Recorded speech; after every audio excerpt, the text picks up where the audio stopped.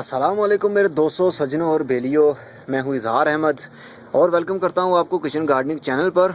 और साथ में उम्मीद भी रखता हूँ कि आप सब लोग खैरियत से होंगे, फिट फाट होंगे, अच्छे से कामों में खूब अच्छे से बिजी होंगे। आपकी फैमिली, आपकी वाइफ, आपकी लाइफ, आपके बच्चे, आपका परिवार, आपका पूरा घराना खूब खुश होगा और एक दूसरे से खूब मोहब्बत भी कर रहा होगा। आपके बच्चों की स्टडी खूब अच्छे से चल रही होगी और आपकी जॉब, आपकी स्टडी, आपका बिजनेस खूब प्रॉफिटेबल चल रहा होगा। तो दोस्तों, आज का मेरा टॉपिक, गर्मियों का सीज़न बहुत ज़बरदस्त गर्मी स्टार्ट हो गई है। अप्रैल का महीना एंड होने को है। आज 28 तारीख हो गई है और जब तक मैं वीडियो अपलोड करूंगा आई थिंक अप्रैल का महीना गुजर जाए और मई का महीना स्टार्ट हो जाएगा। तो दोस्तों, बहुत अजीब सा टॉपिक लेकर आया हूँ। अजीब से गर्मी के मौसम में अजीब सा फ्रूट मैं उगाना चाह रहा हूँ, जिसकी बहुत सी डिमांड आप लोगों ने भी की कि हमको बताइए कि हम किस किस मौसम में वो ग्रो कर सकते हैं। आपके पास जो फ्रूट है उसकी कौन सी वैरायटी आपने ग्रो की थी। तो दोस्तों, यकीनन बहुत से समझ भी गए होंगे कि मैं किस बारे में बात कर रहा हूँ। मैं टमाटोज़ के बारे में बात कर रहा हूँ। टमाटर गर्मी के सीज़न में ये नहीं उगते और वो क्यों नहीं उगते, साथ साथ डिस्कस चलती रहेगी। तो मैं चाहता हूँ, क्योंकि मेरे प्लांट्स जो काफ़ी हद तक जो है ड्राई हो रहे हैं, ये देखिए, और मज़ीद 2 से 3 रोज़ में ये ख़त्म हो जाएंगे, जल जाएंगे गर्मी की वजह से। तो मैं चाहता हूँ कि क्यों ना फिर से सीडलिंग कर लूँ टमाटर के पौधों की। तो जैसे प्लांट थोड़े थोड़े बड़े होंगे, केयर करता रहूँगा उनकी मैं। गर्मी के सीज़न में असल में बेसिकली जो प्रॉब्लम है ना, वो ये है कि गर्मी के सीज़न में टमाटोज़ इसलिए ग्रो नहीं हो पाते क्योंकि उनको लो टेम्परेचर चाहिए होता है। टमाटर के पौधे में ट्रंक नहीं होता। ट्रंक समझते हैं ना आप, मतलब कि वो लकड़ी जिस तरह दरख्त बन जाता है, उसके जो ब्रांचेज है, उसकी टहनियाँ हैं, वो लकड़ी की बन जाती हैं। लेकिन टमाटोज़ के ऐसा नहीं होता। टमाटोज़ हमेशा सॉफ्ट ही रहता है, जूसी रहता है, उसके रस होता है, उसकी ब्रांचेस के अंदर लकड़ी नहीं बनती, इसलिए उसको ठंड की ज़रूरत होती है। गर्मी के सीज़न में वो मर जाता है, उसके पत्ते झुलस जाते हैं, गर्मी की वजह से ड्राई हो जाते हैं, झड़ जाते हैं और पौधा ख़त्म हो जाता है। तो मैं जो अब करने वाला हूँ दोबारा से सीडलिंग, जस्ट ये मेरे लिए एक्सपेरिमेंट भी होगा। मैं एक्सपेरिमेंट करता रहता हूँ, आप लोगों को भी मालूम है। टेम्परेचर अगर आप लेवल रख सकते हैं, मान लीजिए अब बहुत गर्मी है, अगर हम इसका टेम्परेचर, प्लांट्स का टेम्परेचर कंट्रोल रख सकते हैं, सनलाइट से इसको सेफ रख सकते हैं, सन रेजिस से सेफ रख सकते हैं, हाई गर्मी से इसको सेफ रख सकते हैं, तो ये 12 महीने आपको फ्रूट दे सकता है। टमाटर का पौधा ऐसा है, ये जस्ट गर्मी की वजह से मर जाता है। 7 से 8 महीने या मे बी के 6 महीने एज होती है इनकी। ये जो आप देख रहे हैं, इनकी हमने सीडलिंग की थी आई थिंक अगस्त के महीने में, 2015 में हमने सीडलिंग की थी। और अब 2016 का अप्रैल गुजर गया है और मई आने वाला है। तो अगस्त, सितंबर, अक्टूबर, नवंबर, दिसंबर, जनवरी, फरवरी, मार्च, अप्रैल, अरे 8 महीने, ओह 8 महीने बीत गए, हमको पता भी नहीं चला। वाह, 8 महीने मतलब कि 8 महीने मेरे पौधे अभी तक स्टेबल रहे और फ्रूट देते रहे। बहुत बड़ी बात है मेरे लिए ये। मुझे मुबारकबाद भी आप दीजिएगा, क्योंकि 8 महीने मैंने पौधों की केयर की और खूब फ्रूट भी हासिल किया। तो मैं चाहता हूँ कि ये ख़त्म ना हो, क्योंकि पता नहीं अजीब सा फील हो रहा है मुझे कि ये मेरे टमाटोज़ ख़त्म हो जाएंगे, अब मैं कोई फ्रूट नहीं उतार पाऊँगा। अजीब लग रहा है मुझे, इसलिए मैं चाहता हूँ कि दोबारा से सीडलिंग कर दूँ। तो सीडलिंग का मेथड भी अजीब होगा, आप लोगों को सीखने को काफ़ी कुछ मिलेगा। जस्ट ये बात जहन में रख लीजिए, मैं ये 100% श्योर नहीं कहूँगा कि पौधों की जर्मिनेशन तो स्टार्ट हो जाएगी सीड से, इंशाल्लाह मेरे हाथों में जादू है। तो ज़रूर ये सीडलिंग तो स्टार्ट हो जाएगी, प्लांट भी थोड़े थोड़े बड़े हो जाएंगे।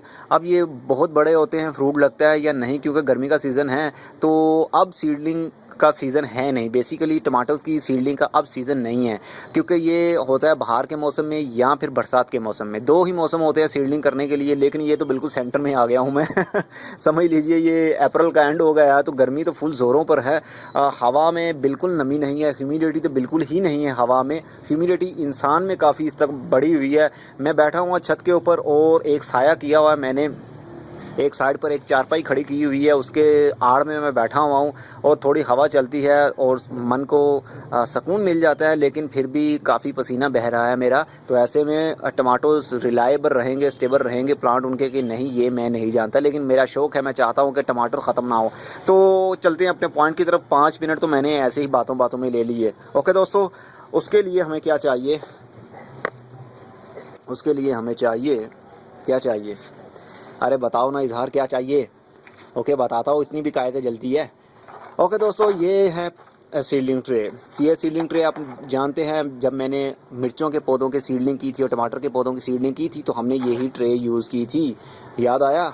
मेरे एक व्यूअर हैं, सिर्फ एक व्यूअर, उन्होंने कहा कि आप ट्रे क्यों नहीं यूज़ करते सीडलिंग के लिए। तो भाई मैं आसान से आसान तरीका आपके साथ शेयर करता हूँ जो कि हर कोई अपने घर में से वो इन चीज़ निकाले और काम कर ले। ये सीडलिंग ट्रे हर किसी के पास नहीं होती, इसलिए मैं सीडलिंग नहीं कर पा रहा था इसमें, और जानबूझ के नहीं करता था ताकि हर किसी के लिए कॉम्प्लिकेटेड भी हो सकता है। किसी मुझ जैसे के पास अगर ये ना हो तो मैं क्या करूं, आप समझ रहे हैं ना। तो लेकिन फिर भी मैं शेयर करता हूं आपके साथ, नॉलेज शेयर करता हूं। बिल्कुल अजीब तरीका होगा, इसको प्लेस करने में बहुत प्रॉब्लम होती थी, मुझे अजीब लगता था।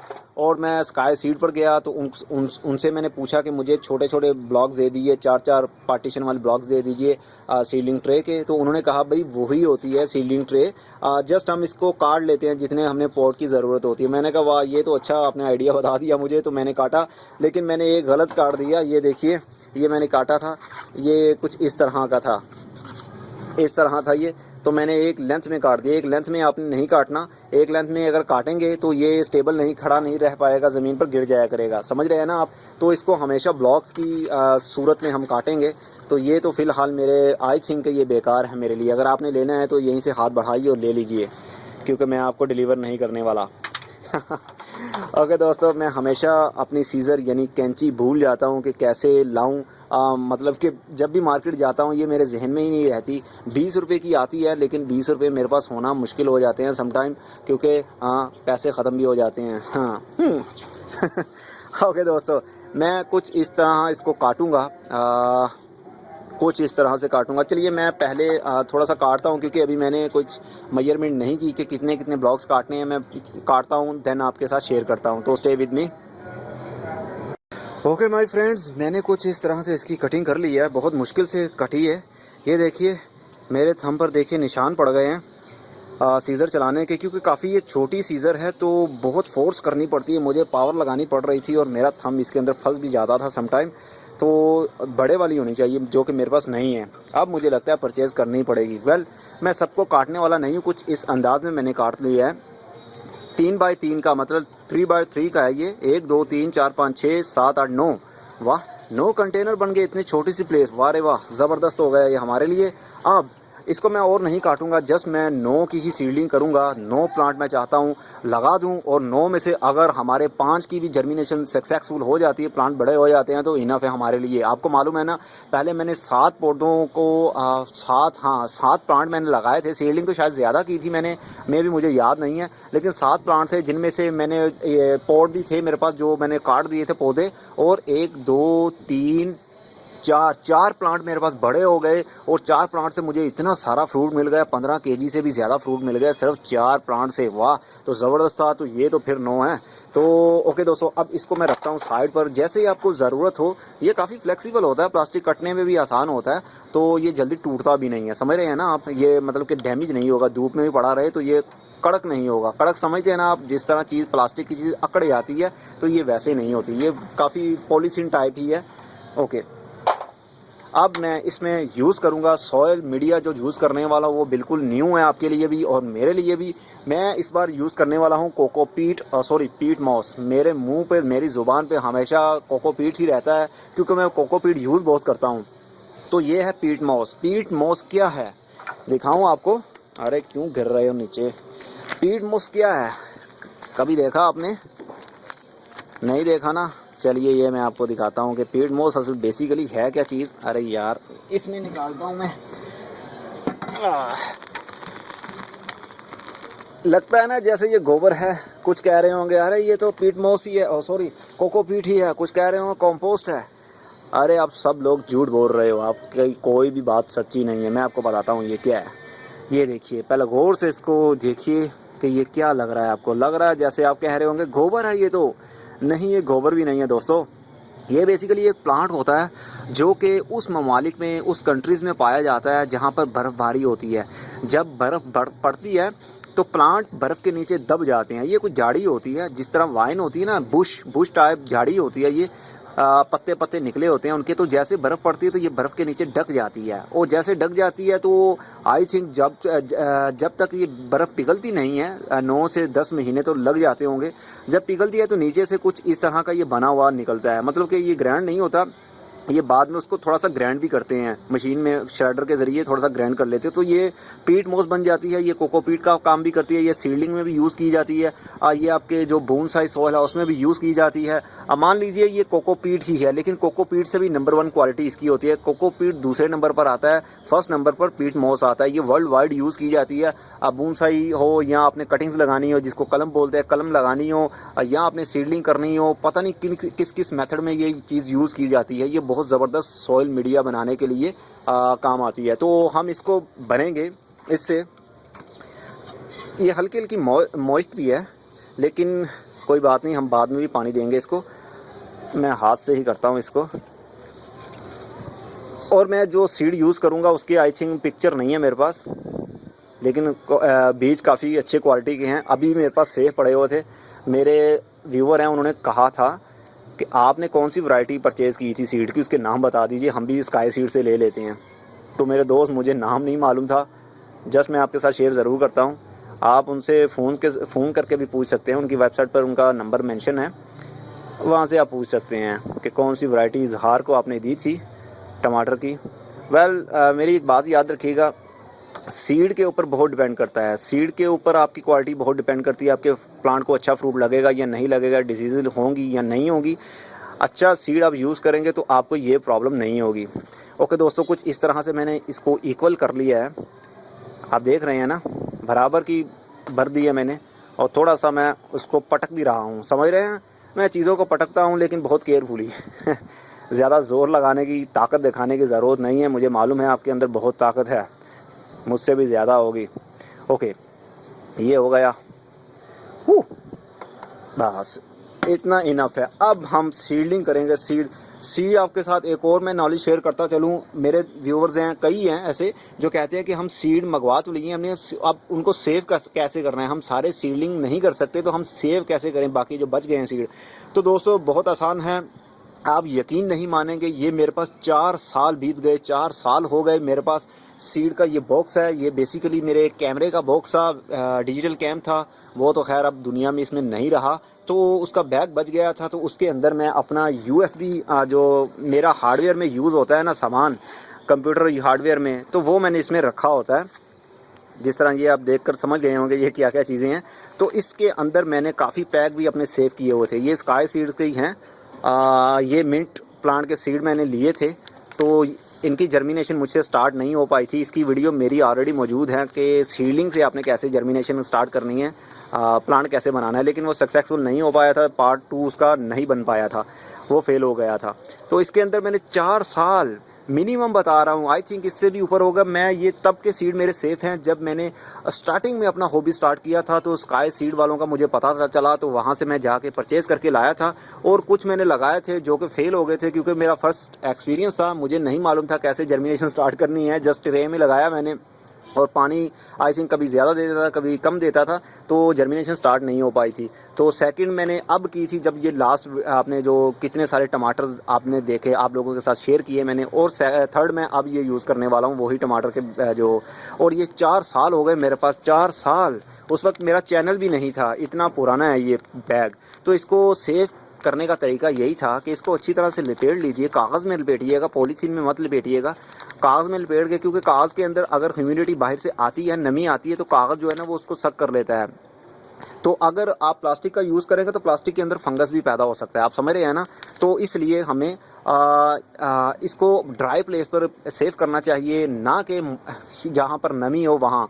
बेसमेंट, अगर आपके घर में बेसमेंट है, वहाँ पर आप बीज सेव नहीं कर सकते, क्योंकि वहाँ पहले से ही नमी होती है काफ़ी। आपने अक्सर देखा होगा जब आप सीढ़ियाँ नीचे उतरते हैं तो आपकी सांस को फील होता है जैसे यहाँ पर काफ़ी नमी है और सांस लेने में मुश्किल होती है। ऐसी जगह पर सेव नहीं कर सकते जहाँ पर ज़्यादा नमी हो, और ना ही ऐसी जगह पर जहाँ पर ज़्यादा गर्मी हो। ओवर हीटिंग भी इसके लिए नुकसानदेह है। तो टेम्परेचर लेवल रखिए, जैसे घर का रूम का टेम्परेचर होता है आपके, वैसे। तो ये सीड अभी भी बच गए थे, ये देखते हैं कितने हैं।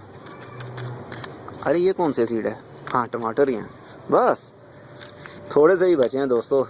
आई थिंक जितने मैं लगाना चाह रहा हूँ उतने ही हैं, निकल आ, एक आध भी और है। मैं चाहता हूँ जितने भी हैं निकल आएँ, बस आई थिंक यही हैं और नहीं है दोस्तों। ओके ओके ओके, ये देखिए दोस्तों, कुछ ये सीड कुछ दिखे आपको क्लियर। ये देखिए इतने पुराने इसकी एज, ये खुद ही बता रहा होगा कि इसकी एज कितनी पुरानी है। इसके अंदर, इसके ऊपर उन्होंने कोटिंग की होती है कलर की और केमिकल मिक्स करके, ताकि फंगस इसके ऊपर अटैक ना करे बीज के ऊपर। तो इसमें से कई जो बहुत सौ का कलर जो है ना वो लाइट हो गया है, मतलब कि ऊपर से जो कोटिंग है वो उतर गई है। इससे मालूम पड़ता है कि ये काफ़ी इसकी एज है, सीड्स की काफ़ी पुराने पड़े हुए हैं। अब मुझे उम्मीद है कि इनमें से जर्मिनेशन स्टार्ट होगी। वेल अगर ना भी हुई तो मुझे कोई दुख नहीं होगा। ओके, ये अब मैं एक एक करके इसके अंदर लगाता हूँ। जो बच जाएगा वो दोबारा से मैं सर्कल में बना लूँगा, मतलब कि एक एक पॉट में 2-2 सीड लगा दूँगा। आपको मालूम है ना, 2-2 सीड लगाने से ये होता है कि सम टाइम अगर एक की जर्मिनेशन स्टार्ट नहीं ना होती तो दूसरे सीड की हो जाती। इस तरह मेहनत आपकी ज़ाया नहीं जाती, आप डिसहार्ड नहीं होते। Okay okay okay okay okay okay okay, मतलब पता है क्या है ओके का मतलब? पता है किसी को? ओके, हाँ किस में रखूँ? और हाँ हाँ हाँ ओके, इसमें रख देता हूँ। अब मैं ये डिग टूल, ये इससे बहुत हेल्प मिलती है मुझे, यकीन मानिए। अब मैंने सीड ऊपर स्प्रिंकल कर दिए हैं। जो 7-7 सीड हैं उसको थोड़ा सा हटा देता हूँ मैं, ताकि थोड़ा सा डिस्टेंस हो जाए, और उसको हल्का सा मैं पुश कर दूँगा नीचे कोको पीट मॉस में। सॉरी, इतनी हल्की होती है पीट मॉस, ज़बरदस्त है यार। और ये जल्दी ड्राई भी नहीं होती है, जिस तरह कोको पीट अक्सर होता है कि जल्दी ड्राई हो जाती है, ऊपर वाली जो लेयर होती है वो जल्दी ड्राई हो जाती है। लेकिन पीट मॉस का ऐसा नहीं है, ये कुछ हद तक स्टोरेज सिस्टम इसका उससे अच्छा है। जो पानी है स्टोर करने की पावर कुछ अच्छी होती है इसमें। ओके, ये एक ही था, एक इसको सेंटर में लगा देते हैं। और गर्मियों का मौसम है, इसको कवर करने की ज़रूरत नहीं है, क्योंकि अक्सर होता है कि पॉलीथीन बैग से मैं कवर भी करता हूँ सीडलिंग को, लेकिन इसको ज़रूरत नहीं है क्योंकि गर्मी पहले से ही बहुत है। इसकी जर्मिनेशन जल्दी ही स्टार्ट हो जाएगी, मे बी के 3 से 4 रोज़ या 4 से 5 रोज़ में जर्मिनेशन इसकी स्टार्ट हो जाएगी।